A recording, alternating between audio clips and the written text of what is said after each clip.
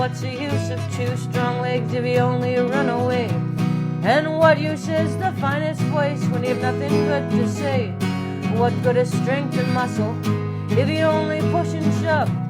And what's the use of two good ears when you can't hear those you love? It's not just what you're born with, it's what you choose to bear. And it's not how big your share is, but how much you can share. And it's not the fights you dreamed of, but those you really fought.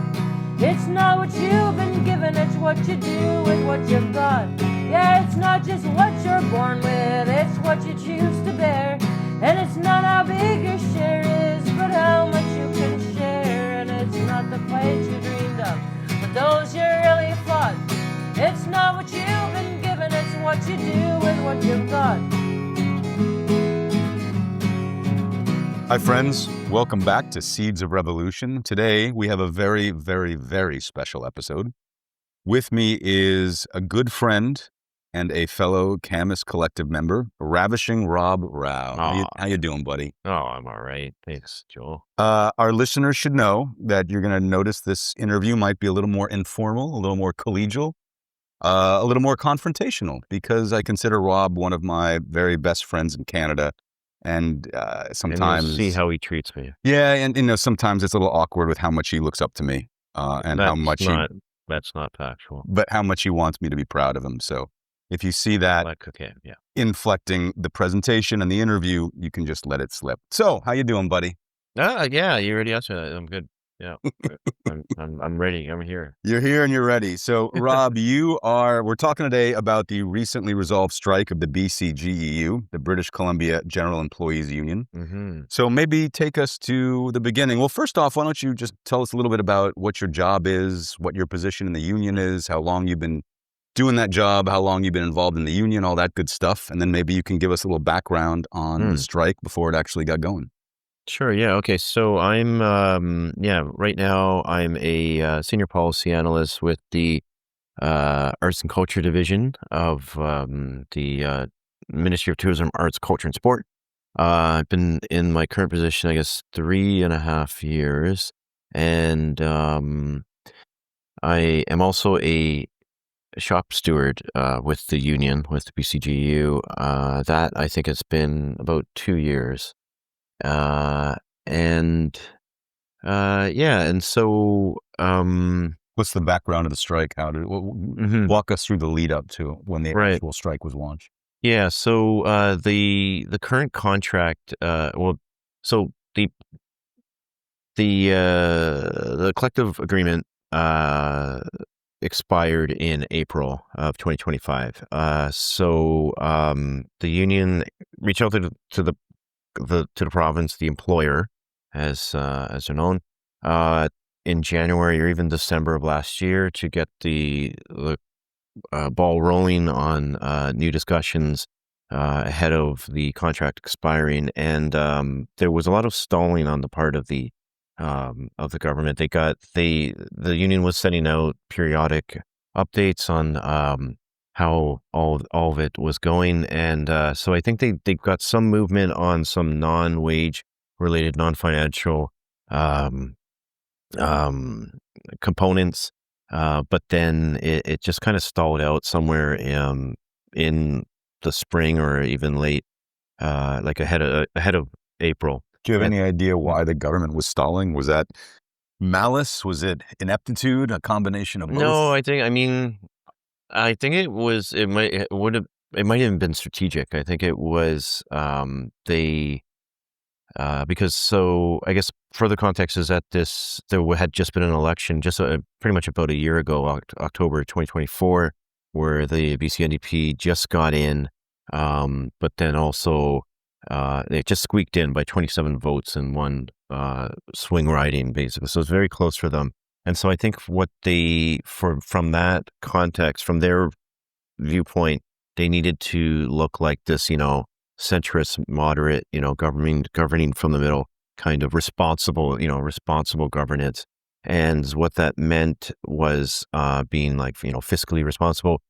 They were also signaling that I think even by the spring, there was signaling that they had a much bigger than projected budget deficit. So I think all of that was them thinking like, okay, well, we gotta really hold down the civil servant wages, and so I think they even in the early months of the year, they were strategically, I think, stalling to kind of a kind of brinkmanship to see what would happen to see if basically they could force the union's hand and maybe even see if they can to see.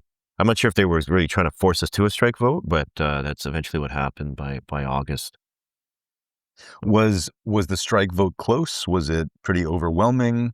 It was pretty overwhelming, and this is where I guess this is part of the context of the lead up is that the union hadn't really had much engagement, or so there hadn't been much engagement of the membership in the union in the last collective agreement round in 2022, and even prior to that, I think it's been a kind of not so active union.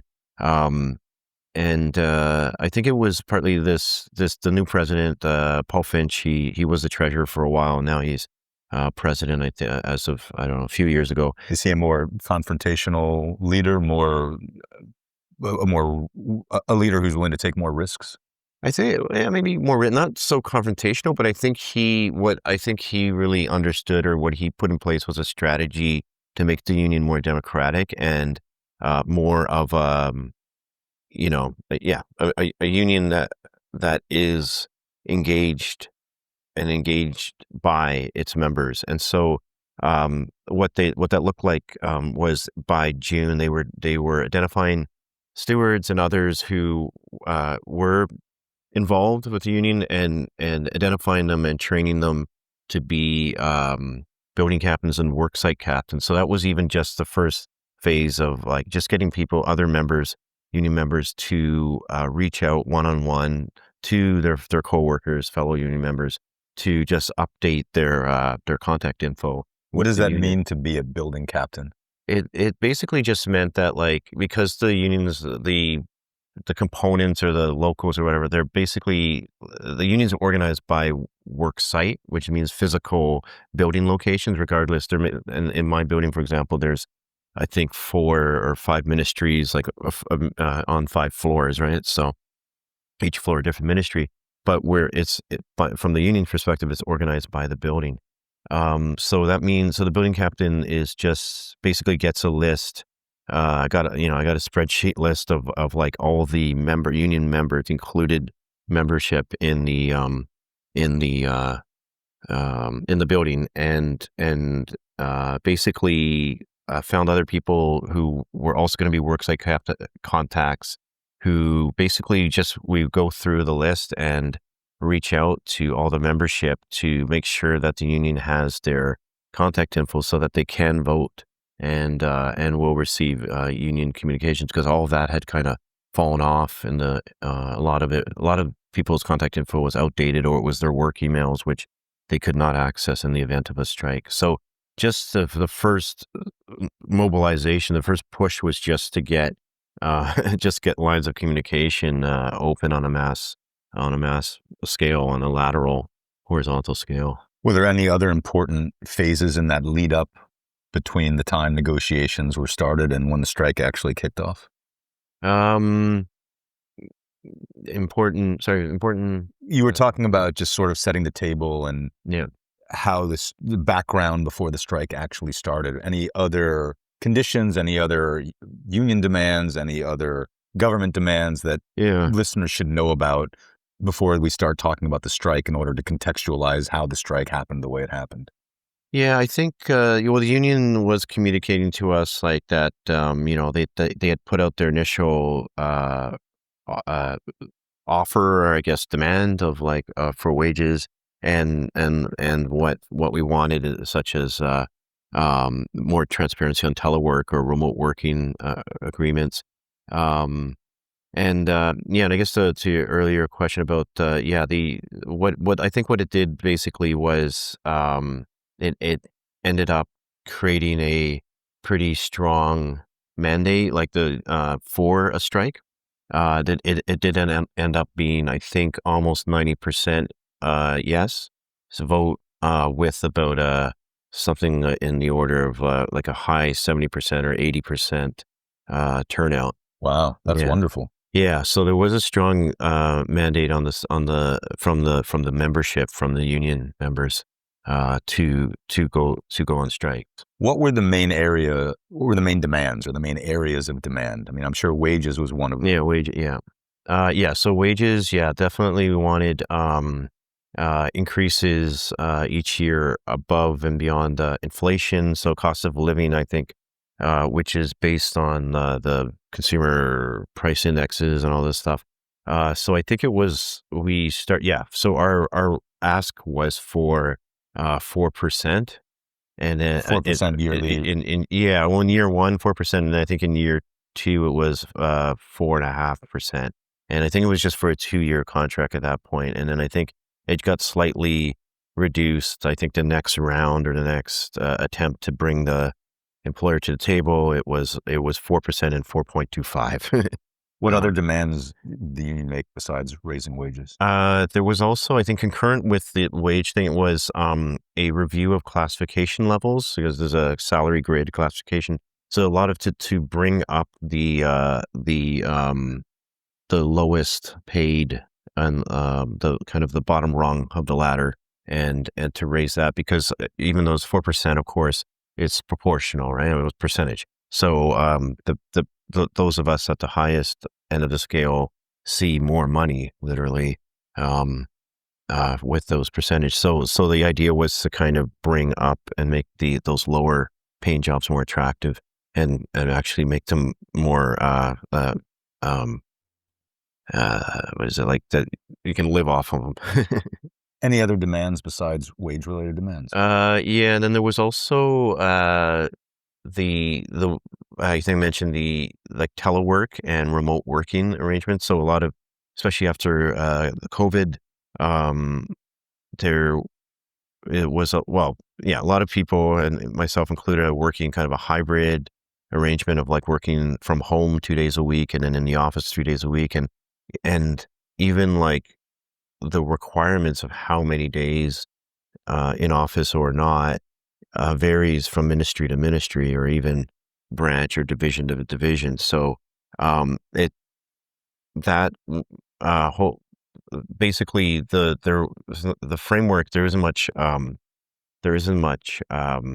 standards So across was the them. demand to standardize Yeah, telework policy? create more transparency and standardization, and basically, yeah, exactly. Like, and really, like, yeah, to understand like which jobs like could be remote, and how to, and is it the person that has these privileges, or is it the job Okay. that has these privileges, to work remote or not? So we have wage demands, telework demands, any other demands? And the Any other general classification, categories? the classification level demand, review and bring them up. And I mean, a fourth one was, I guess the fourth one was a kind of a review of, it was related to like the growth of excluded or management positions.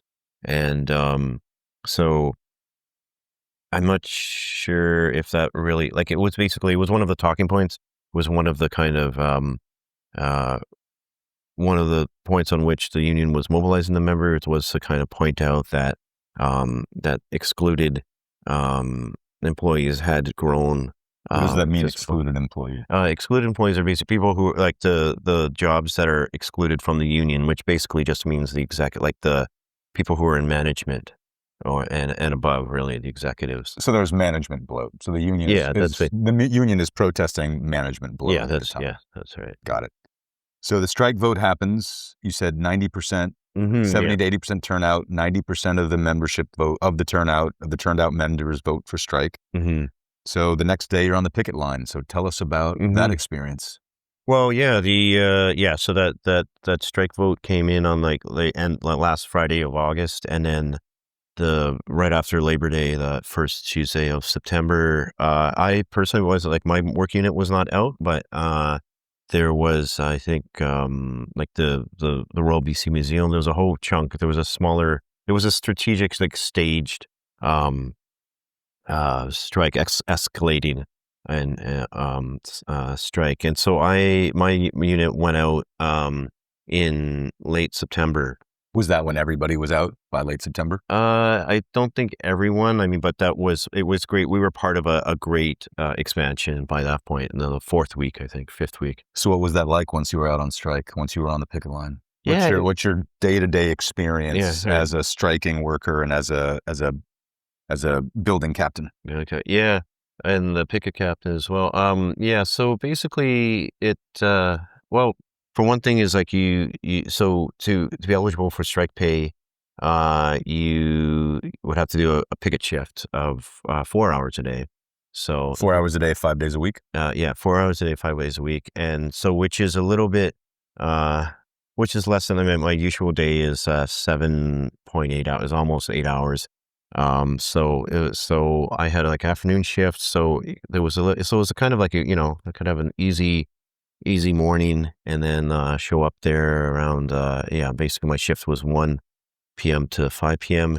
And yeah, so there was this little app, or really it's a website, with a login that you're checking in one of my duties as a picket captain was to kind of like almost like a digital punch card on the union's behalf, to check in other members and check them out, to kind of physically uh, confirm that they've shown up for their picket shift. And And you yeah. spend 4 hours doing what? Well, there's a lot of talk. Actually, it was a great. Well, so 4 hours. With a lot of different things. There was, so one of them is the traditional walking around in circles around. We were sent down to the Royal BC Museum to bolster that presence there, and so yeah, there's doing laps around the block that includes the Royal BC Museum. Yeah, and so when you're walking, yeah, you walk with coworkers and new friends that you make from other ministries or other floors, yeah, I mean, it was, and there was dance. There would be dancing, waving the flags, waving the Union flag on the corners to get attention from the public, and getting the honks was always really appreciated. People honking their horns, which really helped morale, and showed, that there was public support out there. So on that note, Mhm. talk a little bit, if you would, about what you perceive to be public support for the strike. As somebody who was on the picket line 4 hours a day, 5 days a week, Mhm. was the public on our side? Were they against the union? Did it change as the strike wore on and Right. people noticed liquor stores and pot stores running Yeah. low on their favorite treats? Yeah, right. Yeah, no, I think I think, well, Victoria is a government town, right? There's a lot, so I think a lot of the public who were honking, were either other government employees, or were related to, married to one, or friends, or knew somebody, right? So yeah, I think it was pretty strong. I think I got the sense that the vast majority of the public was sympathetic, understanding. I mean, there were some incidences where there were irate. There was, for example, there's this guy who was, I think he either worked for, he said his mom was in the senior home across the street from our site, and or he maybe worked there or something, and he would come over like multiple days in a row. Apparently, and was just kind of really agitated about all the honking, all the but and then basically demanding that we stop encouraging the honking, Because it was disturbing his mother? it was just, yeah, like these, the old people couldn't sleep during the day, couldn't take their naps or something, right? And I mean, on one hand, I mean, the already the uh, nursing home is already, or senior home is already down, like in a very downtown location. So I mean, there's just ambiently the noise of the city. So I don't know how they deal with that normally, but and also, I mean, we don't control the public Was that the Um, only no, there was actually episode that? no, there was a guy who this was later on, yes, as it really got to, I think the liquor distribution guys, people, they all went out. It may have been, I can't remember now if they were one of the first or if it took a few weeks, but basically this was, probably, by the, seventh or, sixth or seventh, eighth week of the strike. It was he said he was running a restaurant, and he was, yeah, he was irate about, how it was hurting, these private businesses that, through no fault of their own, were going to have to, he was saying, like, he was going to have to lay off, or temporarily lay off some employees and so on, because of he couldn't get the liquor, and yeah, how much it was hurting hurting the restaurants. But I mean, if those are the only two incidents, that's pretty good Well, for a that I know strike of this caliber and magnitude. Yeah. Well, those are the ones I know. I mean, there was actually, now I start thinking about it, like, more, like, there was, I think, a reported incident of someone using bear spray, That's more like serious. biking, and someone with his bicycle, like, kind of, um, like, confronted or used his bicycle as a weapon in a way, or whatever, pushed it into one of the strikers or something. So yeah, I mean, there were incidents, but I get that they were, I don't think they were representative of the overall, public opinion. When you're on the picket line for that long, what kind of political education do your fellow strikers have? I mean, you're a Camus member, you're an anarchist, you're well versed in collectivity and collective governance. Did you notice that most of your fellow employees, your fellow workers, had a high degree of political literacy, were able to connect this strike to larger questions of class and inequality and capitalist distribution, or were most people just focused on they wanted higher wages for their job in their field at that time? Yeah, it was interesting. I mean, I don't really like labels myself, so I don't know if I would say I'm an anarchist. But I apologize. Rob Brow is not an anarchist. well, with the label. I mean, I agree with anyways. It's just the labels. He's an aspiring anarchist. Just like you aspired to be more like me, Sure. you aspired to be more like anarchists. I understand.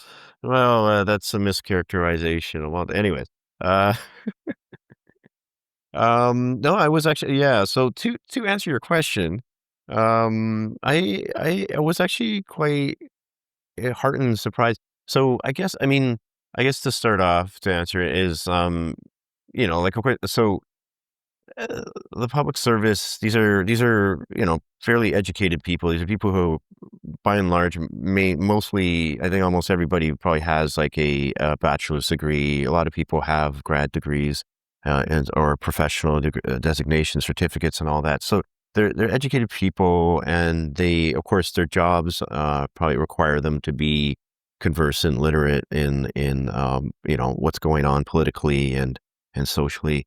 Um, and yeah, I think, I noticed that there was, people were making up their making up their own signs, the placards that you wear on your chest as you walk around, do your laps, on the actual line, the picket line. And so a lot of them were, like, like, quite clever, like, yeah, we're, about, like, uh, the working class, or just saying how workers have, organized labor, has power. Like, there's one of them, one sign, for example, a placard used the meme of the two astronauts in space, with the other one holding the gun to his head. So the first one was, the caption was, the astronaut looking at the Earth is like, organized labor is powerful. And then the one with the gun is like, always has been.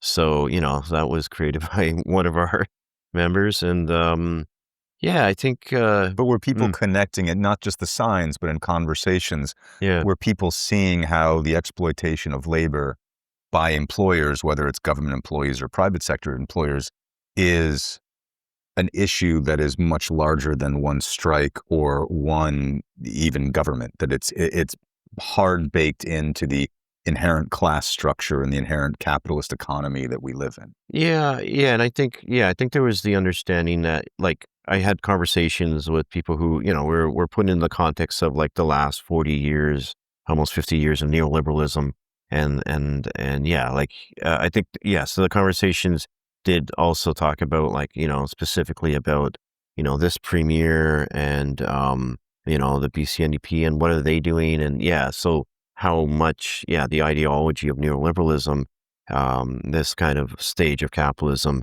has become so total.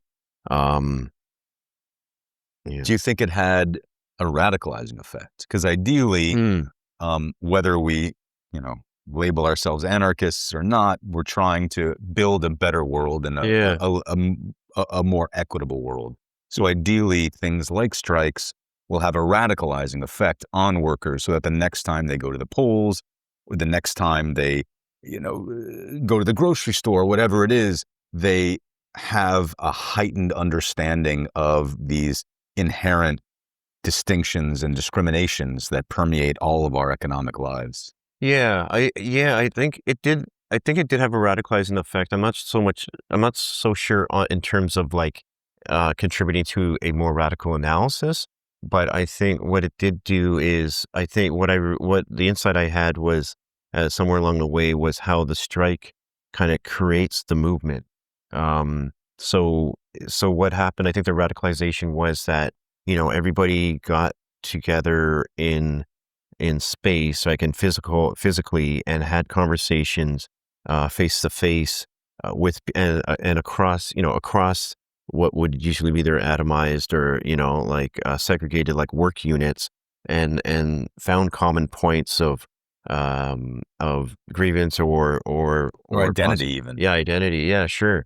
And could just listen to each other openly in this kind of open-ended way, right? You have 4 hours together, in a way. It's like, especially as it dragged on, it felt like, you kind of had to kill the time, right? If there was the initial kind of energy, I think, but I think morale stayed pretty good throughout, and we could have even stayed out longer, but anyways, yeah, I think so. In terms of radicalization, um, yeah, it was what I realized is that what the strike did was bring this group of people together who before the strike were just like, oh, what's, they may, I think probably most people would be like, oh, I'm a member of the BCG, I'm a member of the union, but what does it really, like, there wasn't really a sense of what that meant There was no or union mattered. identity. Yeah, no union identity, and now I think, there's a bit more union and much more of a sense of who is your fellow, Your comrade. yeah, your comrade, yeah, and your fellow union members, and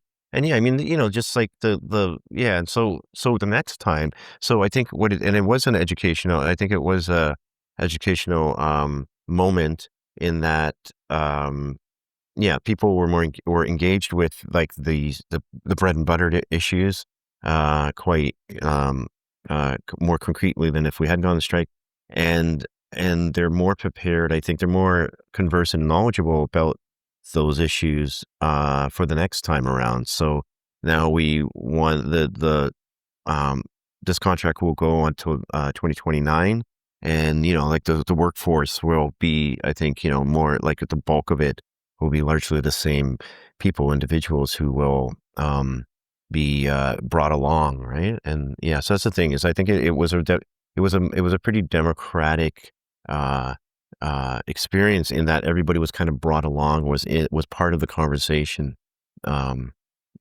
from early on as well. Did the union achieve its demands, all of its demands, some of its demands? How did things end up panning out in the end? Yeah, I mean, it still has to be ratified, actually. So, I mean, it's still kind of live in a way. Well, Um, again, what's the preliminary yeah, framework, assuming the membership ratifies it? yeah. So basically, the bargaining committee, they say, they wouldn't put something to us for vote if they wouldn't recommend it. Sure. So what they're telling us is that, they're pretty confident that they didn't leave anything on the table, that that this was like the best they could get given the condition, the situation, and that, the strike did definitely, like, the fact that we were all out there pretty resolutely helped them to, like, push the pressure the employer, was good pressure on the employer. So what that meant was that we did get basically 3% a year for the next 4 years, rather than, so instead of 4%, but the employer was offering like 2%, and inflation this past year or last year was like 2.4. I think this year will be something, again, something like that, 2.6 or something. So we're just about outpacing inflation. It doesn't quite, and we don't know, of course, what's going to happen in the next couple years, especially with like Trump and his threats with all the trade, like what that his threats that can about tariffs and all that will affect the Canadian economy and BC's economy. So you got 3%. What else did you get? We got so specifics on that lower classification things. A lot of the lowest classifications were bumped up into higher levels on the grid, and Telecommuting? yeah, the telework thing. This is where the details I'm not completely clear on, but I think there was at least some movement towards that. There was stuff on, like, I think there was like, if a job is remote, it will have a kind of a geographical, like it will be classified remote, and then it will be kind of available within a geographical area or something like that. There was progress made There was on probably, there was, telecommuting. and there was actually, I'm remembering now, and then there was another thing about like a certain kind of what an existing job classification structure, like process that had that I think there was real problems with, in that it was like the same job duties, the same tasks would be falling under different classifications or pay levels, pay scales, just based on like which because of who had drawn up, like which ministry and which unit had drawn up the job profile. And so it was leading to that things that were like, maybe paid at a certain level. They were basically the same They job. standardized jobs. Yeah, across there's a bit, ministries. or at least that process. They've gotten rid of the old one, which was seen as very unequal, and agreed to begin the work on a new one. So there is no new one, but the idea is that it's going. Yeah, now we've cleared the slate, and we're gonna of the bad old. What about management bloat? I I don't know if they're going to. Shockingly, no progress on That, management yeah, bloat. and I think that's something where there is a performance audit and a review that's going on government wide, that was announced, like, even I think in the again in the last winter. So yeah, it may still be happening, in that they will review those management positions. And I know, you don't have ESP, but based on your experience with the union in the picket line as a building captain, do you think this is something that's going to be ratified by the membership? I think so, yeah, because the thing is that if it's not ratified, then it's basically, there's no guarantee that even what had been negotiated, what all of this, but everything in this basket that has been negotiated would be offered again. You might have to start, if it's not ratified, you start from scratch. where, And the idea of having it going on strike again. I mean, especially the timing of it. Like, I don't even know if there would be. I guess it would have to be a vote. It would have to be called, and then going out would mean. I mean, it would probably be happening in December. Sure. Later this month. So it'd be much more unpleasant than even the little bit of rain that we got. How do you, as a Camus member and a anarchist who doesn't believe in labels, Yes. how do you see this experience in the strike within the wider context of what you're trying to achieve with your politics and your activism? Yeah, well, I guess as I mentioned the radicalizing effect of just being like of being together. Like so I think I guess in terms of like it creates a bit of a culture or like create a little more of a like a social bonding between the workers. And I don't know. I mean, in a way, I mean, I guess idealistically, which I guess is the anarchist or utopianistic, utopian kind of uh, musings are around like this understanding of like that, you could have, um, you know, these, you could have a bureaucracy from below, like, I mean, really, and as I was actually like, thinking about this before, as I was coming over, like that, David Graeber, mentions in Utopia of Rules, um, that a lot of like the modern bureaucratic state, which was kind of evolved in like late 18th century Germany, was the Weimar Republic or whatever, no, whatever that guy, whatever. There was the German, there was a The German, German Empire. yeah, German Empire guy was basically trying to co-opt what the trade unions and community groups were doing in providing their social services to each other, as a kind of a dual power situation. Um, so, like daycares and community centers and all of these kind of what we now consider like social services, um, that are run by government, from the top down, were actually, created from below, laterally. And so, um, I don't know. I mean, that's maybe just very far away and maybe not quite available or possible immediately in this context, but I think maybe there's like glimmers. There's definitely, I met, there was other uh, people who are also government employees who I realize have, I had conversations with who have like, I guess you could again labels radical politics. Um, and I mean, I don't know how much like, yeah, I guess it's about like looking for spaces of a possibility of like where you can and how you can like open things up and maybe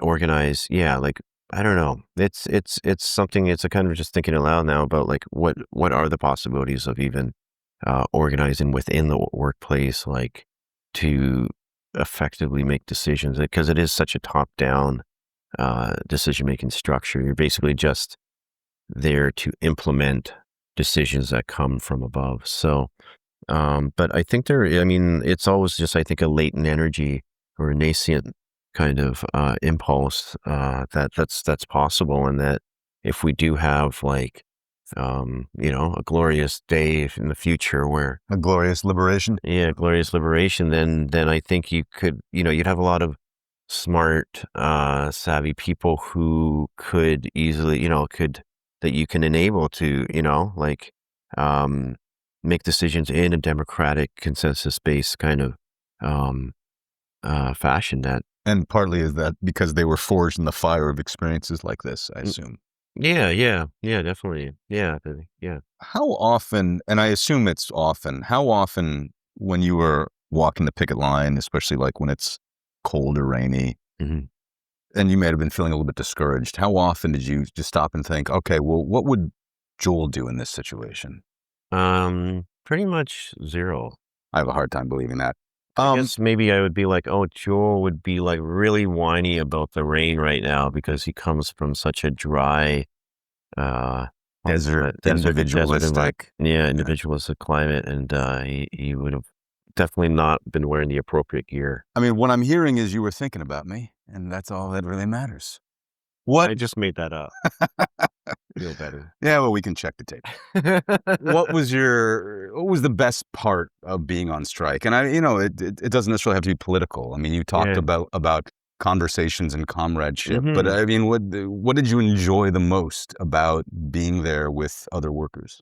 Yeah, I think that it really was. It was the social aspect of it. I mean, the dancing. I mean, there was dancing and just getting to be like, yeah, in a way, I could just um, inhabit more of of myself. Like yeah. So just being these kind of just doing little uh, yeah, so doing ridiculous dancing. That's I found I noticed that that's a bit of my personality is that I can um, have a bit of like maybe fearlessness in just instigating, like like starting to dance, which then in a public place or on a You picket bring line, you which bring the then joy. bring the joy, yeah, and then people like and then it's like the first, and then you get a first follower, so I can do and then you've got a whole picket line of government employees dancing, and it's a sight to behold. It's a beautiful beautiful sight. What do you hope the public takes away from this experience? I mean, the average person who's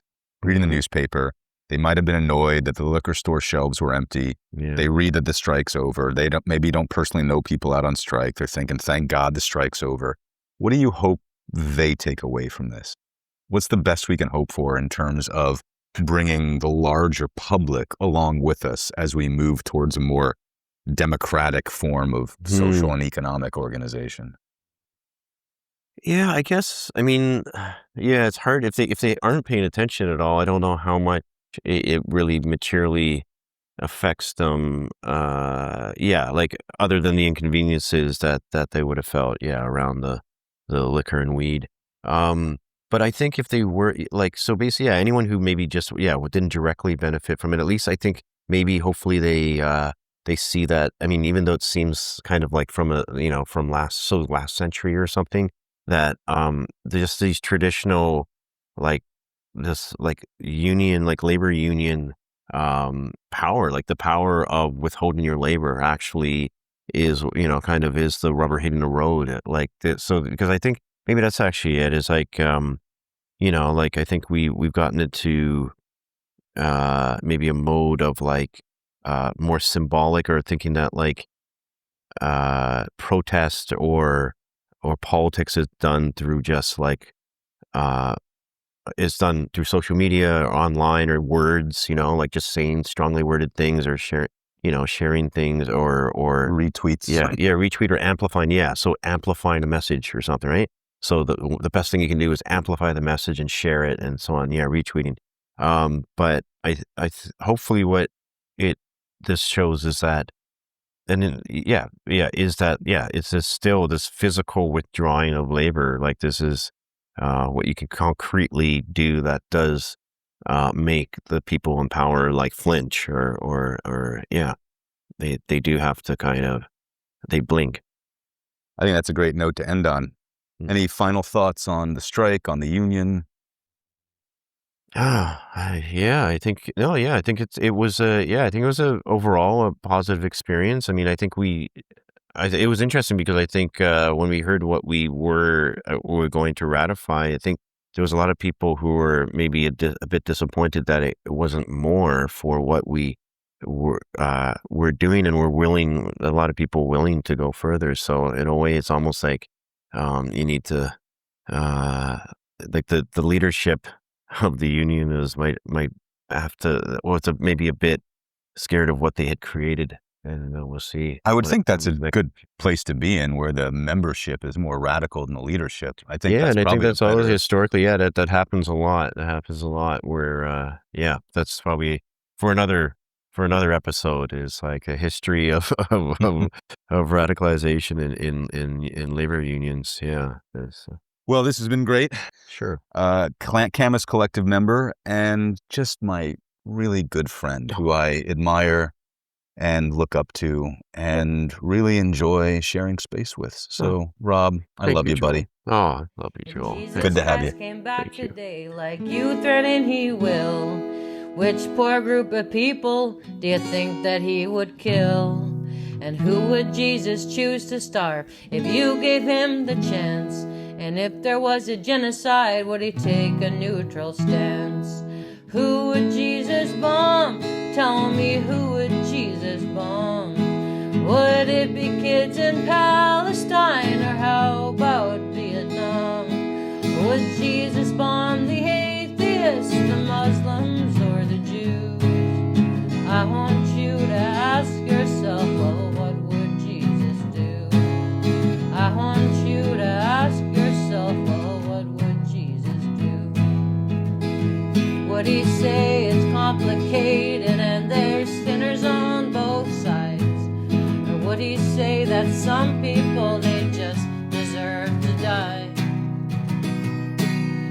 Jesus Christ rose from the dead and on a sidewalk slept, would you extend your hand to him or just watch where you stepped?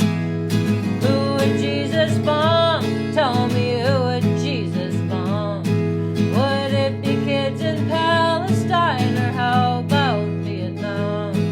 Would Jesus bomb the atheists, the Muslims, or the Jews? I want you to ask yourself, well, what would Jesus do? I want you to ask yourself, well, what would Jesus do? Would Jesus hate the gay folk, the queer folk, or the trans? Would he suggest they end their lives according to God's plans? Would Jesus tell a homeless man to get a fucking job, or turn his back on the poor? Would Jesus be a snob?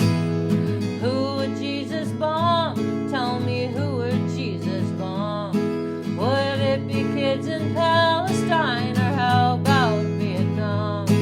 Would Jesus bomb the atheists, the Muslims, or the Jews?